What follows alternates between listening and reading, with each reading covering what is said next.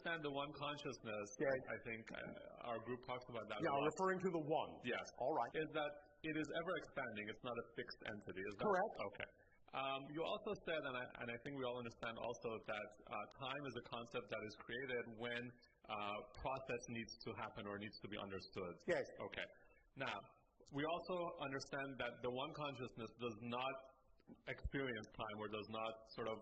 Well, not the way you do, although it is obviously aware of the concept of time since it is created within the one. Fair enough. But then let me ask my question, and maybe that will make it more specific.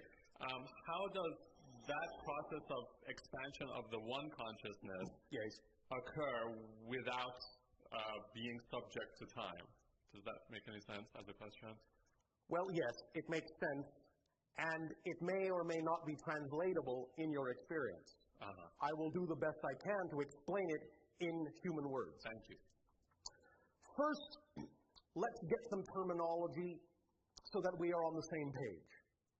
To us, there is actually a difference between all that is and the one. They're not quite the same thing to us. Because all that is does not know itself as all that is. But the one knows itself as the one. That's the difference between the two. The one represents the first level of reflection that creates everything else, from the one on down. So, in order for all that is to experience itself, it does then, within itself, shall we say, create a separation, a division, that then becomes known as the one. Obviously, that must involve some sense that you would recognize as a space-time separation. But it is nowhere near as concrete or crystallized as what you call, typically, space and time in your reality. It's nowhere near as fixed. But it obviously is there to some degree, and it is being used in that sense to create the first separation that then creates all other separations into denser and denser and denser levels of space-time. So yes, the template is even on that level, but it is on that level in its purest, simplest form, only creating a single division that still is experienced by the one as a now eternal moment, but is experienced by the one as the one, whereas all that is has no such experience at all. Does that make sense? Very much. Just to follow up a little bit on that. So more follow-up, yes. When that first split happens, yes, and the one is created from all that is, yes. Right? Is there another entity that's created? Because when you say split, we always think of something splitting into two or more. Well, all that is still all that is. Of course. Now, in the one, in that moment of the creation of the one recognizes itself as also the totality of polarity. So in that sense, you could say, yes, it recognizes immediately that there is a type of cell division from the one into two. A this and a that, a light and a dark, so on and so forth. You could call it. Yes, a two-ness. So the one becomes two automatically. Because remember, it is still an aspect of all that is, and as an aspect of all that is, it must contain all that there is, but it contains it and recognizes and experiences it in a manner where it recognizes it as polarity. Whereas in all that is, there is no such recognition at all. Got it. All that is just all that is. Sure. Without even knowing that it is all that is. But the one knows it is all that is. And the second you know you're all that is, you have to accept all that there is within all that is, and in all that is, there is polarity. So the one becomes the two. Instantly, which then again diversifies into all the other things. So yes, it's a logical progression. Great. Make sense? Very much. Thank you. Thank you so much. Bashar, thank you so much. I'm so glad to be here. Actually, you answered one of my burning questions that I had forgotten even to make a note of. Did we pour some water on it? Yes. Oh, all right. Thank you. Bashar, I have a couple of questions about the different dimensions. Yes. We have been talking about the fourth and fifth dimension. Yes. In general, can you help me to understand, is there physicality there as well, or duality exists? Well, one moment. Okay. First of all, we understand in your reality, in your language, sometimes there is some confusion of terminology between the concepts you call dimension and density. Because many people in your so-called metaphysical movement refer to the idea of fourth density, fifth density. Sometimes people will have these terms interchangeable. Fourth dimension, fifth dimension. They're not exactly interchangeable. Within the reality you would call your third dimension, it is actually a fourth dimensional reality. Because you have 3 dimensions of space and 1 of time. Do you understand? Yes. That makes it a fourth dimensional reality. So in reality, you're already in the fourth dimension. Obviously, it's physical. Yes? Yes. Now, within this fourth dimensional reality, you are actually also then going into what people on your planet have called fourth density. But that's because they are sometimes confusing the idea of third dimension to fourth dimension transference. But there is no fourth dimension transference because you're already there.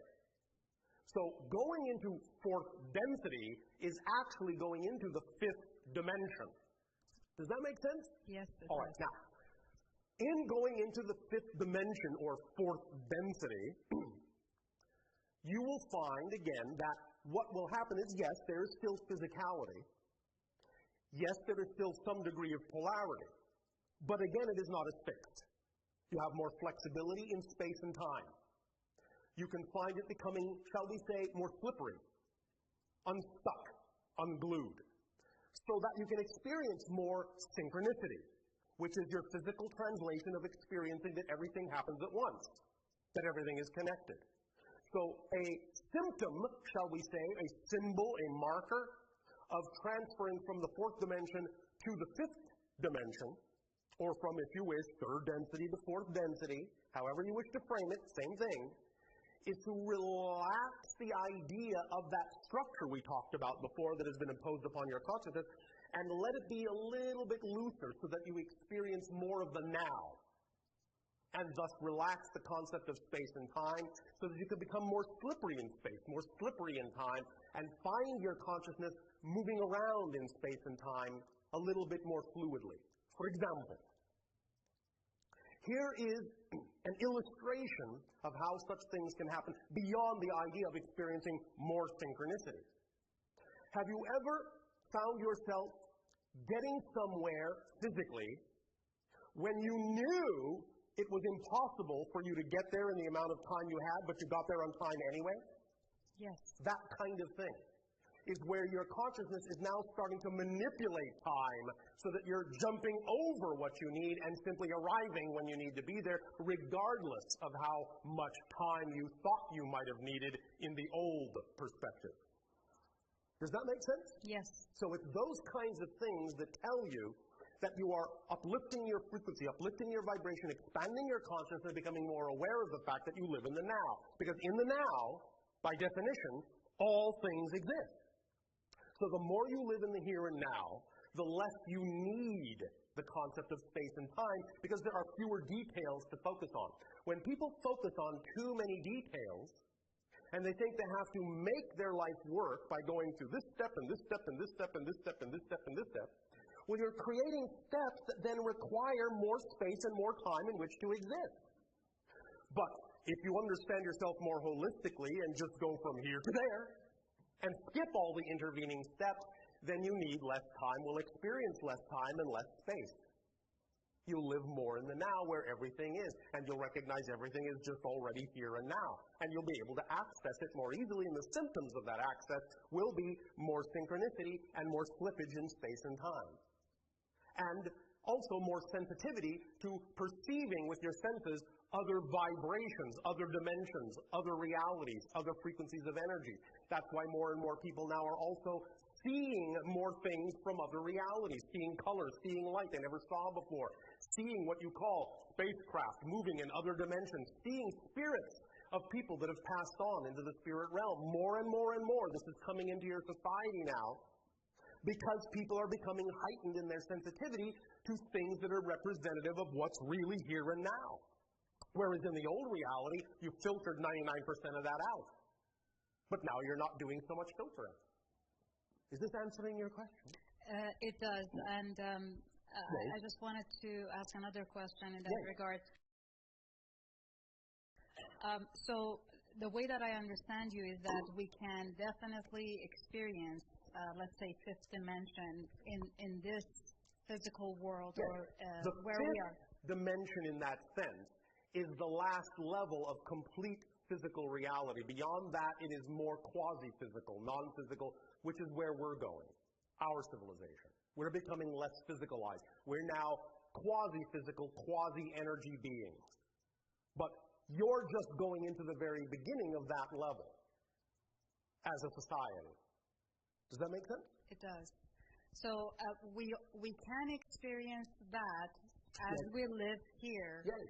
And also the way that I see it is that we may choose, as we go through this growth path, we may choose to experience our next lifetimes in, for example, in fifth dimension. Is that a natural progression of... It can be.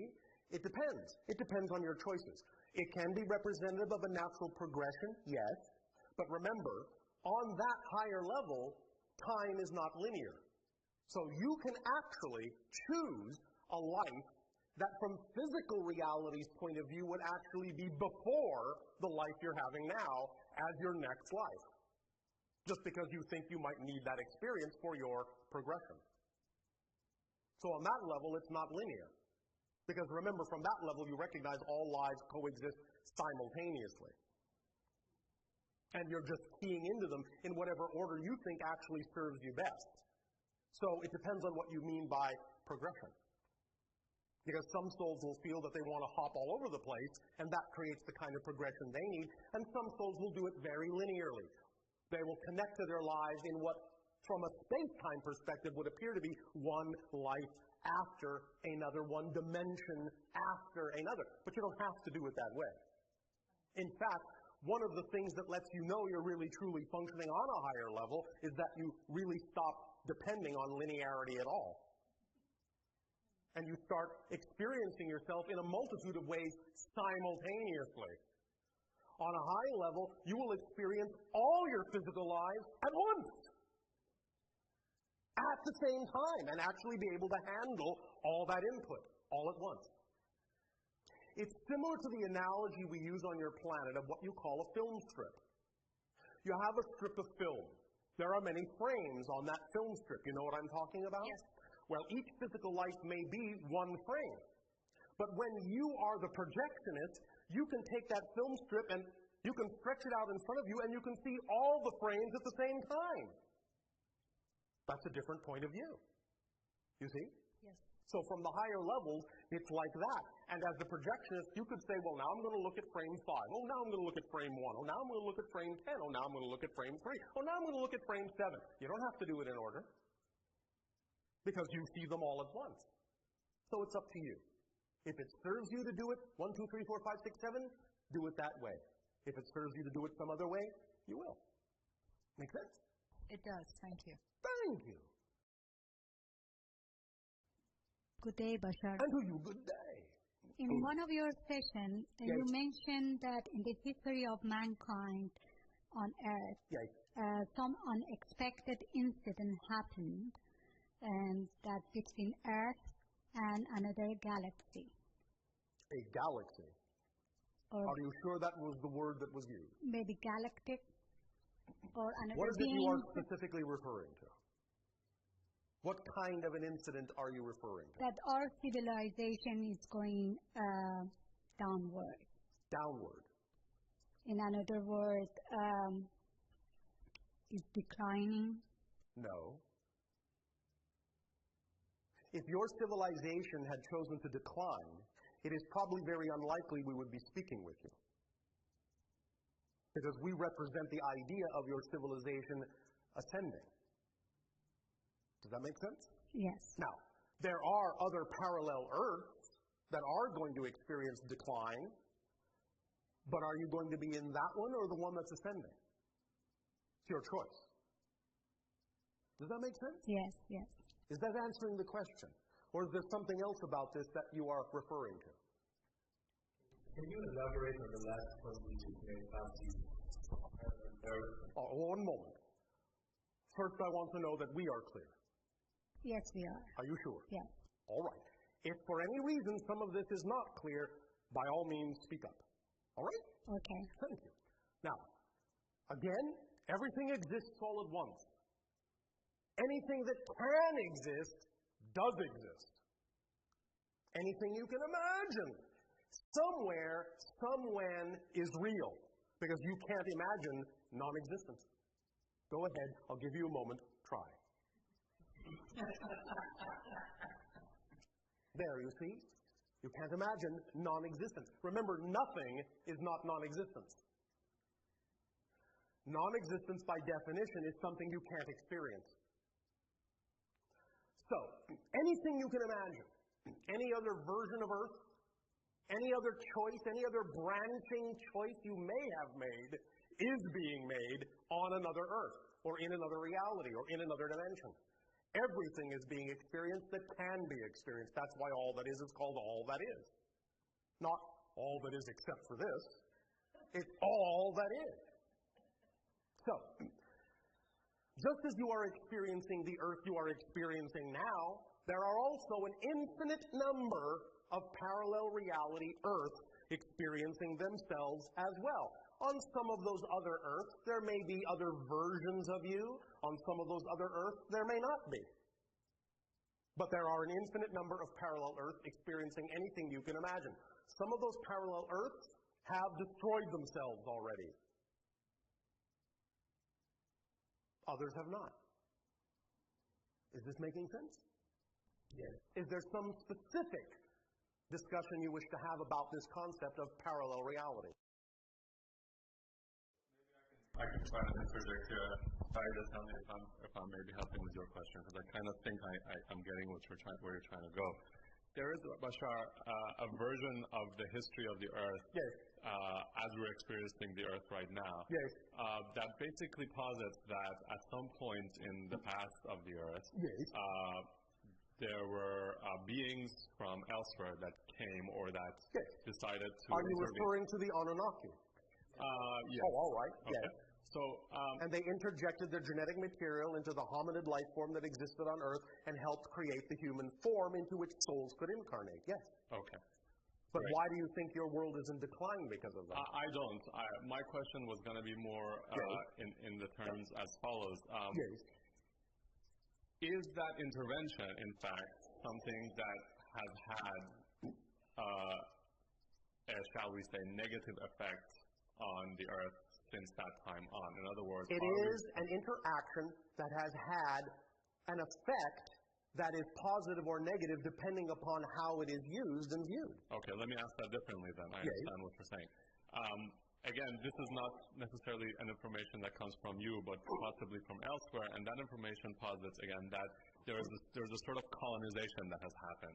Let's put it that way, that Earth and its resources are being colonized and used by, again, certain beings from elsewhere, and unbeknownst to most of the inhabitants. I understand. Okay.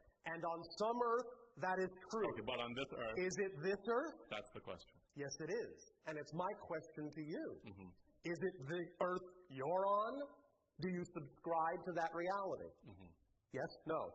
Got it. I don't know yet. You don't know. Oh, all right. You're allowed to live on an Earth where you don't know. Thank you. So, when you make up your mind, that will be the Earth you live on. Great. Because that's how you change. Anything, any thought, now listen. Please, please, please, please, please take me quite literally. All right? Mm-hmm. Quite literally. Yes. This is not symbolic. This is literal. Every single thought you have changes your entire reality. What Earth are you on now? What Earth are you on now? What Earth are you on now? What Earth are you on now? You have actually just passed through a large number of parallel reality Earths in the last 5 seconds. Every thought you have means you're in a different reality. The only reason it seems like the same Earth is because a level of your consciousness agrees to experience it with each other that way. But not only are you experiencing a variety of Earths together, you're experiencing a variety of Earths separately that you have to agree you're experiencing together. Yes. So, whatever you decide is the truth of your world at any given moment will be what you experience. And remember, the past does not create the present. Yes. The past is the result of what you decide the present to be. Make sense? That makes perfect sense, and I've recently come to understand what you just said very much with my brain. Yes. Of course, living it to the point where, I understand it with my whole being, and that I live my life according to that idea is a whole other, level. Would you like it not to be a whole other level? Sure. Then when you say that statement, don't put the words "of course" in front of it. Great. You understand? Yeah. All right. Thank you. Now you get it. Thank you. You're welcome.